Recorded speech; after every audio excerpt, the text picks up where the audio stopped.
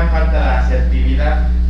No somos asertivos, somos pasivos o nos volvemos agresivos. No estamos en este inter de pasivo-agresivo. Entonces, ¿qué es lo que utiliza el pasivo? Sarcasmo. Entonces, el mexicano siempre utiliza el chiste, el sarcasmo, pero es una forma de una violencia contenida. Una violencia que sale a través del sarcasmo, del chiste, en la que dice: es una broma, ¿no? Es bromita.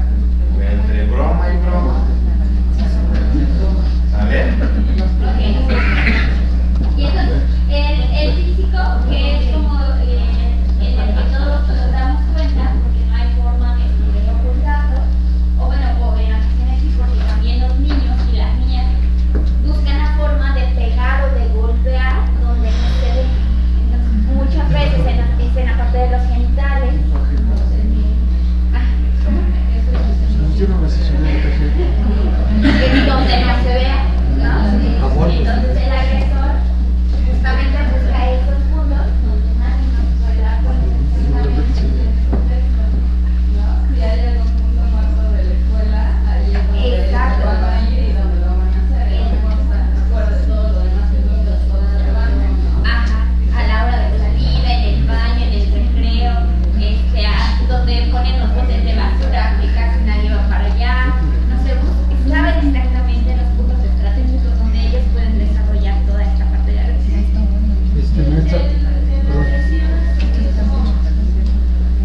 ¿En dónde la colocamos? Porque hay niños que se golpean. Bueno, que en esta parte,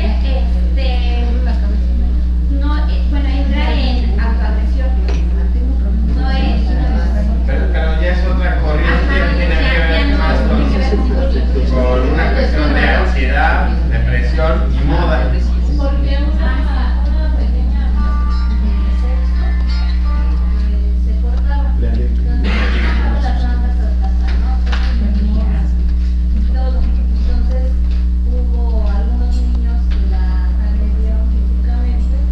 Cuando vino el cuestionamiento, el niño pues me sorprendió mucho cuando nos dijo: pues sí, ella misma se escrachó.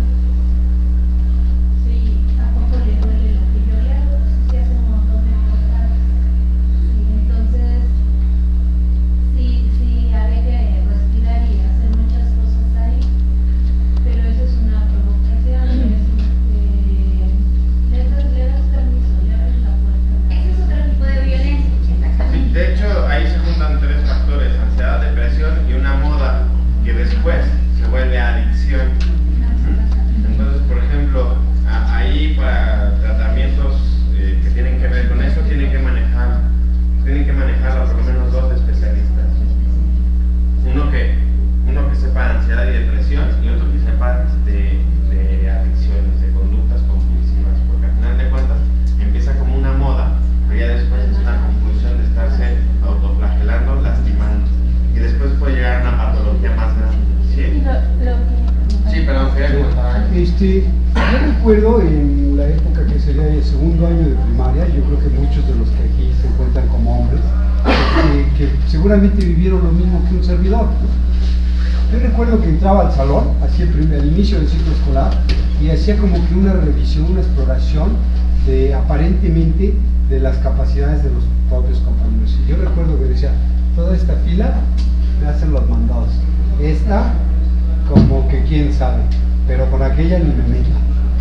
¿Sí? Es decir, esto es un fenómeno que está sucediendo, que sucede dentro de las escuelas, pero que rebasa totalmente el ámbito del maestro. Pero a su vez, en casa, mi papito fue una persona muy deportiva. Él era excelente nadador, boxeador, y en la casa de ustedes había un ring.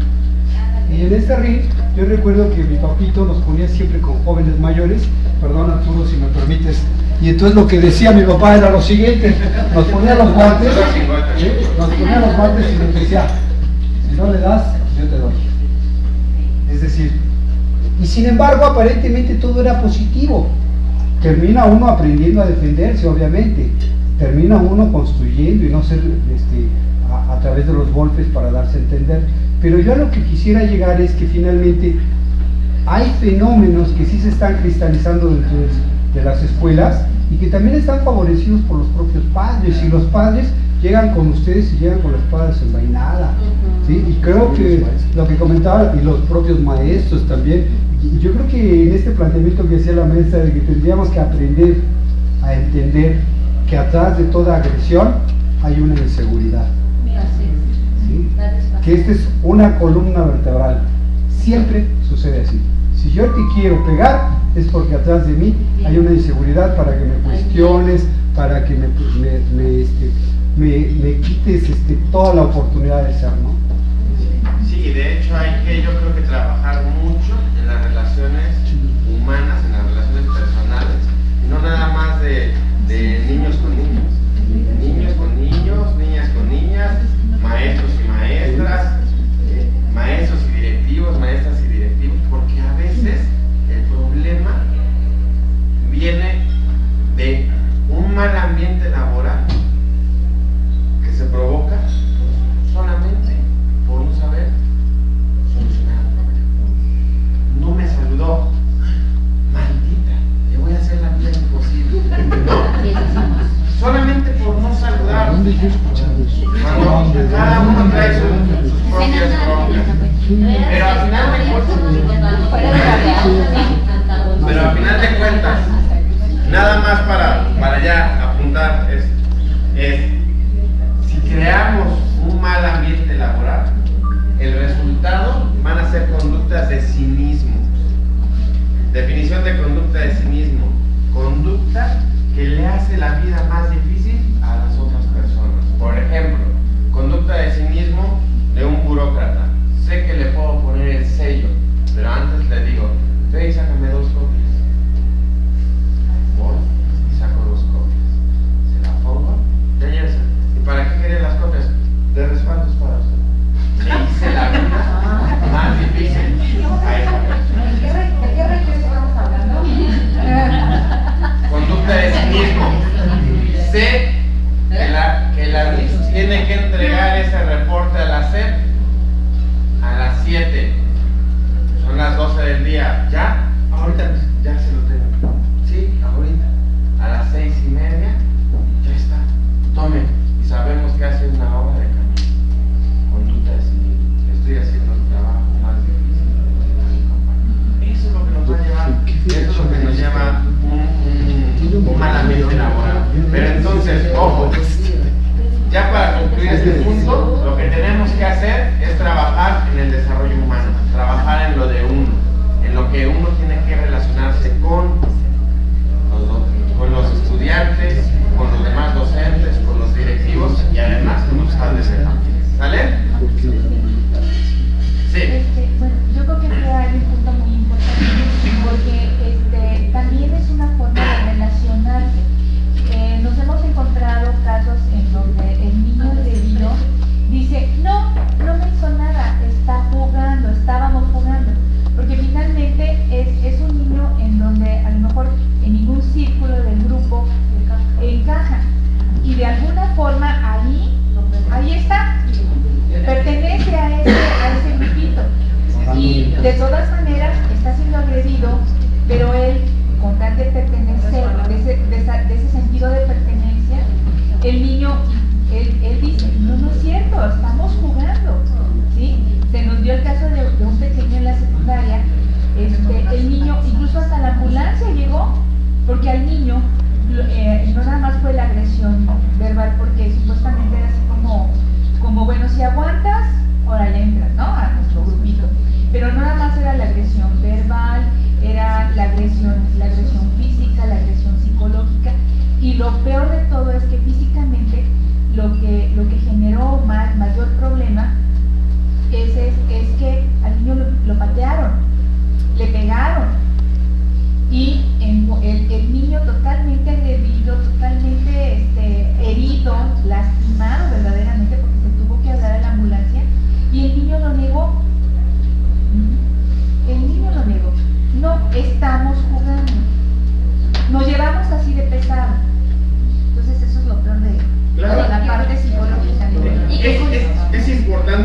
lo que menciona, porque es una forma de relacionarse, pero también hay que mostrarle que hay otras formas de relacionarse, porque al final de cuentas, yo digo, al final de cuentas, si para pertenecer a ese grupo tengo que relacionarme así, es que algo está pasando en ese grupo y tengo que trabajar para que aprendan a relacionarse de otra forma.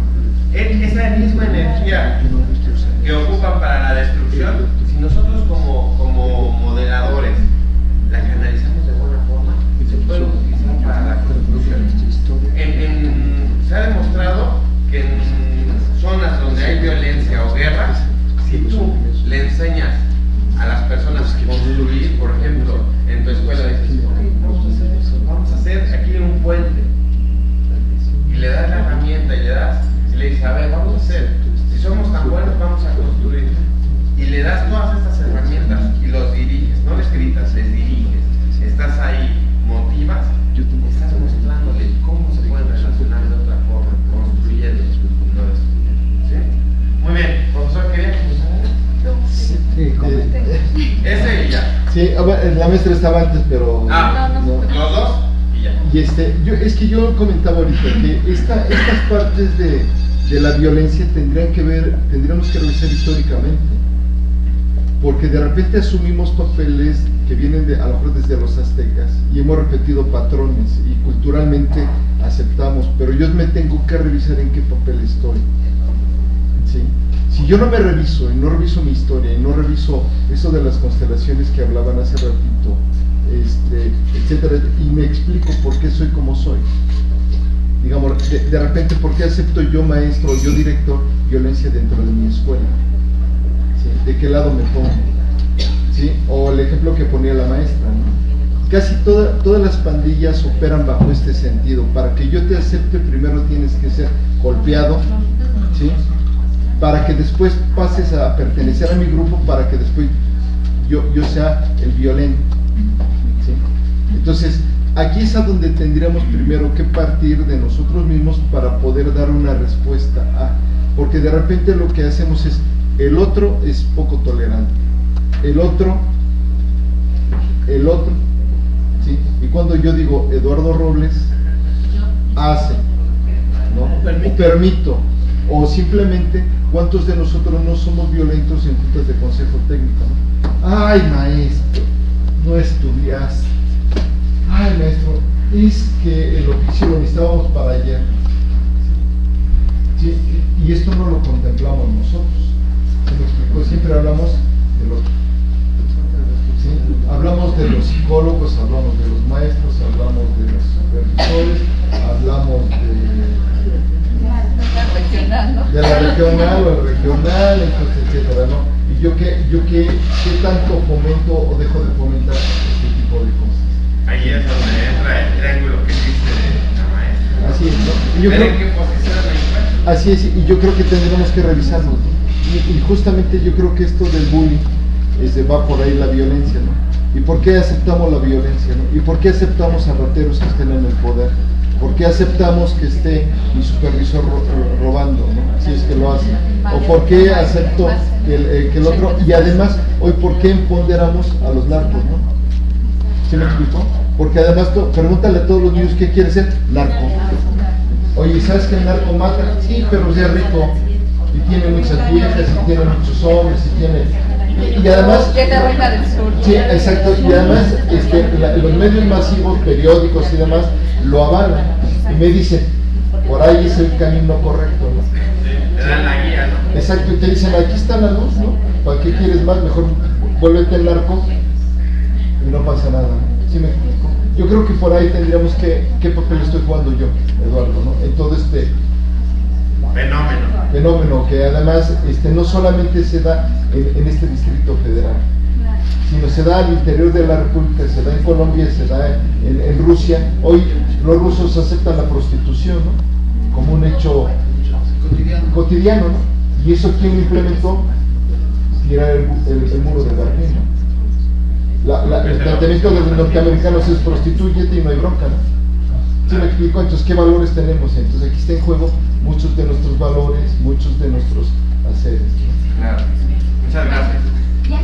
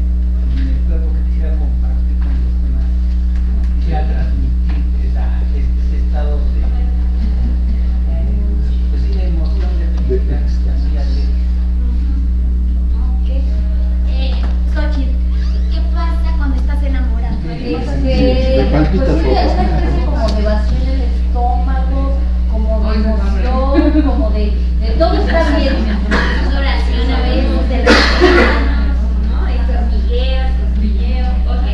Entonces, básicamente que identifiquen esto, que aprendan los niños a identificar y hacer la diferencia entre cada emoción. ¿Cómo se siente su cuerpo y cómo la podemos expresar de una forma adecuada? Porque cada emoción también tiene su extremo. Si estamos contentos, también se puede convertir en euforia, como que pasa en los partidos de fútbol. Entonces también tienen que aprender a hacer ese balance entre las emociones.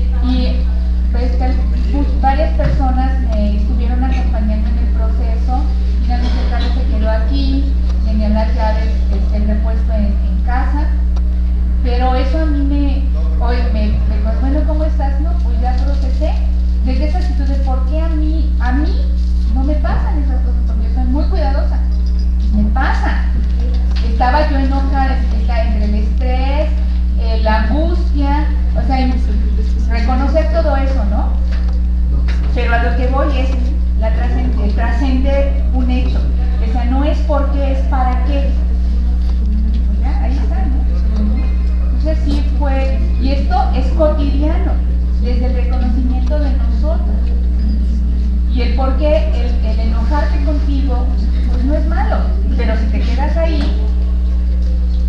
ya no es bueno, ¿no? Sí. Y es algo que los niños en esa inteligencia emocional y en ese aprendizaje de las emociones, es importante que se lo hagamos, que no es malo, ¿no? ¿Cómo lo manejas? O sea, el enojarte te lleva a poner un límite si tú lo sabes llevar sanamente, en ese manejo sano de las emociones. Pero ¿qué pasa cuando ya no es ya no es positivo? Ya no es enojo, sino ya es agresión. Ya es agresión, ya es ira, ¿verdad? El sentir culpa, porque dicen, no, es que deshazte de tus culpas. No, es correcto también y es sano sentir una culpa, porque te lleva a una reflexión. Si esa culpa ya se convierte en otra cosa, entonces sí, tus emociones se enferman, ¿no? Pero si hay ese reconocimiento de decir, bueno, ¿por qué agrede? Bueno, cuando tú no, es que se enojó, es que nos pega, es que no sé qué. Bueno, a ver, ¿en qué momento, tú dime, a ver, en qué momento tú has pegado? Y a los niños van reconociendo, ¿no? Porque yo también he pegado, que yo también he dicho mentiras, que yo también le he puesto el pie al otro. Entonces, es esta situación de reconocer, que a mí se me hace muy importante este manejo, ¿no? Que desde el aula tenemos que hacer. Exacto. Muy bien, muchas gracias. Sí, yo creo que culturalmente también nos han enseñado es bueno o es positivo estar contento y es negativo estar enojado, estar triste. Incluso cuando nos dirigimos a los niños de que no llores, no te enojes, y finalmente, claro, finalmente yo creo que como seres humanos pues, hay que reconocer que tenemos esos sentimientos y yo estoy de acuerdo con la maestra. Yo creo que tenemos que ver más en el trabajo de cómo manejas esos sentimientos, ¿no? O sea, reconocerlos y cómo los manejas, porque muchas veces decimos es que tienes que controlar, ¿no? Y más que controlar, yo creo que es cómo lo manejas. Y finalmente, bueno, puedo estar enojada, pero bueno, ese enojo, ¿cómo lo voy a canalizar? Claro, ¿no? Hacia una violencia o hacia, bueno, si estoy enojada, saber qué me hace enojar y qué pudiera yo hacer para, bueno, sentirlo y después canalizarlo hacia algo que me haga sentir consciente. Gracias. Oye, a ver, a lo mejor yo entré aquí en un serio conflicto. A ver, cuando el agresor no lo hace por coraje, sino se convierte en un placer, ¿sí? Entonces ahí, ¿cómo tendríamos que establecer? Porque lo que planteaba la compañera es, bueno, está enojado, respondo. Digamos, eso es cuando aparentemente puedo hacer un análisis y todo va encaminado hacia eso. Pero ya cuando el niño, ¿no?, lo hace sistemáticamente y no por coraje, o digamos, o un coraje asimilado de años, o ya histórico, ¿no? Pero en ese momento no lo ves con cara de enojo, sino te hace, te golpea, pero él diera la impresión que lo disfruta, ¿sí? Entonces ahí estaríamos cayendo en situaciones ya un tanto un cuanto más patológicas, llamémosle así, ¿no? Bajo la perspectiva, y hay muchos niños desde preescolar, primaria y secundaria que lo hacen bajo este sentido, y ahí tendríamos que, aparentemente tendríamos que intervenir de diferente forma, porque si yo me enojo, bueno, respondo y te hago y te torno, pero ya cuando lo hago premeditado, creo que tendríamos que tener... Que ahí un punto importante es que también es un aprendizaje. Ellos aprenden a que el dolor para ellos es placer, que el dolor a partir de la otra persona para ellos es generar placer. Claro. Entonces lo que se empieza a trabajar con ellos es la parte de empatía.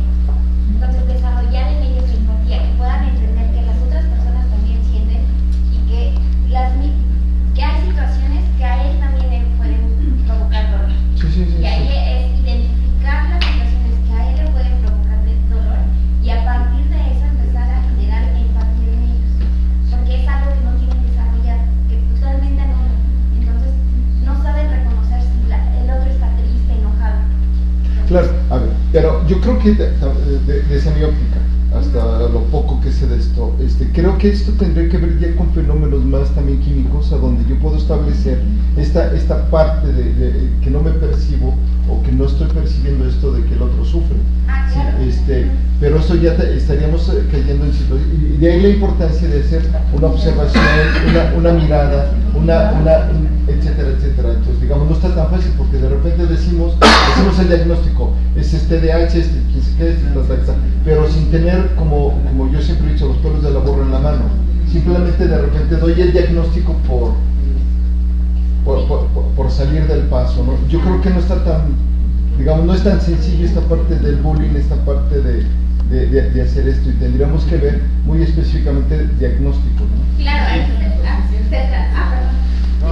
se trabaja en conjunto con los fallos que hagan como evaluación. Entonces, cuando ya cubrió todos los aspectos, en cuestión de la clasificación que nosotros tenemos como violencia, y decimos, ya rebasa estas cuestiones, ya no me toca a mí, o sea, bueno, es que ya no me toca a mí, sino que necesito acompañamiento de otra persona para que los dos trabajemos, y en esa medida entra la escuela y entra la familia, y entonces estos 4 aspectos hacen que haya una mejoría. Pero no se trata solamente de que yo, psicóloga, me lo llevo solito. Sí, La verdad es que si no se hace un trabajo en acompañamiento con la escuela, con la familia y con el fallo, entonces no se puede dar un resultado. Sí, cambios significativos. Pudiera haber cambios y después les achacamos al docente, es que no puede. Espérame, es que tampoco va por ahí, sino, digamos, tendríamos que hacer un análisis más fino, ¿no? Digamos, y más comprensible bajo los compañeros que están frente al grupo, que no lo planteabas hace ratito, tengo a un medio psicótico, tengo a un autista, tengo a un hiperactivo y tengo etcétera, etcétera, y yo le pido que dé resultados de manera inmediata. Pues no, digamos, yo creo que ahí tendríamos que hacer ese tipo de análisis, Sí, no, es un trabajo en equipo. Claro. Generalmente nosotros el apoyo que les brindamos a los niños y a las niñas es el acompañamiento con sus papás. Claro. Empezamos ahí y después es el contacto con la escuela. Ya una vez que descartamos mucho más, que hacemos un diagnóstico desde nosotros y evaluamos si es necesario el acompañamiento del fallo. Claro. Sí, también habría que ver que en lo que mencionas hay 2 ámbitos. El ámbito de la salud mental, Sí. que viene desde un problema severo de conducta, que esto podría llevarnos a, por ejemplo, si no lo atendemos a tiempo, te puede llevar a un trastorno antisocial de la personalidad, Tenemos que el va a Chaco. haber mucha tendencia a la delincuencia. Eso, te vas a adherir a eso. Tenemos mucho Y otro es que, por ejemplo, si agredes a alguien porque te hace sentir bien, todo lo que te hace sentir bien disminuye tu ansiedad. Si estás siendo víctima de violencia, tú en otro medio Soy violento. tienes ansiedad. Entonces, el hacer esto disminuye el displacer, te hace sentir menos mal. Sí. Entonces es lo que mantiene esa conducta. Claro. Entonces por eso es que dices, no nada más es por agresión, a veces a veces ya es por el gusto o por sentirme menos mal. Claro. Saber que otro está peor que yo, eso es lo que me hace sentir menos mal. Claro. Y ahí es donde tú decías la mirada, porque se les nota en la mirada, ¿no? Sí, hay que ¿Sabe? Dos cosas. Ahí va ya. Sí. Muchas gracias. Sí, yo quisiera contextualizar realmente, porque lo que estamos hablando es tan significativo que a lo mejor valdría la pena no perder de vista algunos elementos. No es frecuente encontrarlos en las escuelas, y cuando el director o el maestro identifican un diagnóstico en forma inmediata, lo que pretenden es quitarlo, aislarlo, que lo llevemos. Yo quisiera aquí llamar la atención y decir, no, compañeros, tenemos que partir de un criterio muy sólido, muy básico. En un aula, como en la escuela, deben de existir reglas, y estas reglas deben de ser plenamente del dominio de todos. Pero ¿cuál es la parte histórica? Es muy frecuente acudir a un salón y resulta que el primer día se establecen las reglas, pero al siguiente día estas reglas ya están guardadas en el cajón. Entonces, creo que tendríamos que revisar nuestras prácticas, en donde estas reglas tendrían que ser construidas entre los niños y entre el maestro. Tendrían que ser muy concretitas, muy claras, 3, 4 reglas, y tendríamos que empezar a registrar para observar realmente qué es la dificultad o cuál es la conducta que está dificultando la convivencia de este grupo. Tendríamos que acercar, ¿por qué no?, a través de 15, un mes de haber registrado, tener reunión, oportunidad para que los padres también identifiquen aquellas conductas favorables, para que motiven y exhorten a sus hijos a continuar de esta manera, pero que también aquellos en donde existen algunas dificultades, también los padres definan y lleven a cabo en casa ciertas consecuencias, que nosotros estamos vetados, pero sea a través del testimonio, la evidencia de este registro. Si no es lo mismo pensar que una conducta se presenta un día que verla registrada durante 15 días. Estos datos son altamente valiosos para realizar un trabajo multidisciplinario y poderle decir al psiquiatra, al neurólogo, a la instancia que esté atendiendo y decir, mira, nosotros hemos hecho esto, tenemos este registro, esto se nos ha favorecido y esto se nos está complicando. Y entonces hacemos un trabajo. Yo creo que aquí es altamente valioso no perder de vista dos cosas. Lo decía la compañera, el alumno tiene derecho a enojarse, a lo que no tiene derecho es a destruir. Ni tampoco el chavo que en un momento dado presenta una patología mayor. Es decir, tienen derecho a molestarse, pero no tenemos por qué permitir la destrucción. Lili. Bueno, yo dos cosas en relación a lo que Arturo comenta. Sí se me hace muy importante ubicar bien nuestro ámbito. A nosotros, ni siquiera a USAER nos toca dar un diagnóstico, hacer un diagnóstico. Nos hemos encontrado, por ejemplo, es que es esquizofrénico, es que es autista en las escuelas, ¿no? Pues nada que ver, ¿no? Hay un perfil de cada situación, ¿no? Entonces, lo que sí podemos hacer es esta observación, ¿sí?, desde el ámbito escolar. Pero además, no nada más es desde el ubicar y el decir, bueno, ahí sí que se quede, ¿no? O sea, lavarte las manos, sino desde nuestro ámbito, ¿qué estamos haciendo? ¿Sí? Esto es lo que sí nos toca a nosotros. Entonces, si después de ciertas intervenciones no existe algún cambio o no hay alguna situación que mejore, entonces sí, porque generalmente, y esto nos ubicamos en lo que son las barreras al aprendizaje y a la participación, en muchas ocasiones el mismo contexto propicia estas situaciones, sobre todo hablando muy particularmente de conducta. Entonces sí es muy importante definir dónde está nuestro ámbito y qué nos toca hacer, ¿sí? Y entonces, ok, yo ya hice, ahora, bueno, como dices tú, ¿de qué he hecho mano? Por eso están las derivaciones, por eso están otras instancias. Es muy importante. Entonces, yo me he quedado muy sorprendida. Acabo de tomar un curso en el Instituto Nacional de Psiquiatría. Entonces nosotros decimos, bueno, las discapacidades, ¿no? Las diferentes discapacidades. En el Instituto Nacional de Psiquiatría, este curso que yo tomé es precisamente en relación a los trastornos mentales, en el cual está el trastorno de ansiedad, la bipolar. Es que si uno está enojado y de repente, es que es bipolar, es que eres bipolar, es que creo que yo también soy bipolar, cuando no tiene nada que ver, ¿verdad? Entonces, esto ellos lo manejan y ya desde la Organización Mundial, desde la OMS, ya se maneja una nueva terminología, que es como un agregado. Ellos manejan, tienen todo un antecedente de tiempo atrás de lo que se conoce como la discapacidad psicosocial, en donde intervienen todas estas situaciones. Entonces yo creo que es importante también en nosotros, de nuestras habilidades directivas, nuestras competencias docentes, sí, el manejar todas estas situaciones, ¿no? El bullying, los casos de dependencia a sustancias, alcoholismo o otras sustancias en los alumnos. Todo esto yo creo que tiene que formar parte de nuestro acervo, porque nos brinda estos elementos y estas oportunidades para poder hacer una intervención más fina, ¿sí?, desde nuestro ámbito, que es el ámbito escolar.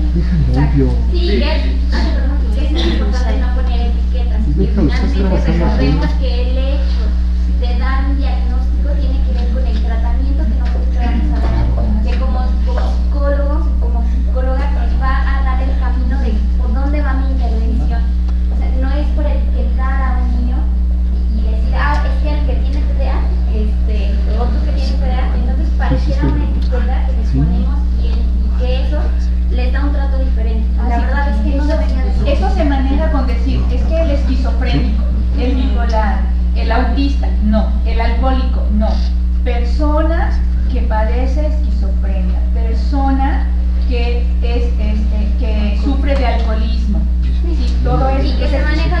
que se convierte no en una etiqueta. Si tú dices, es que es alcohólico, el padre es alcohólico.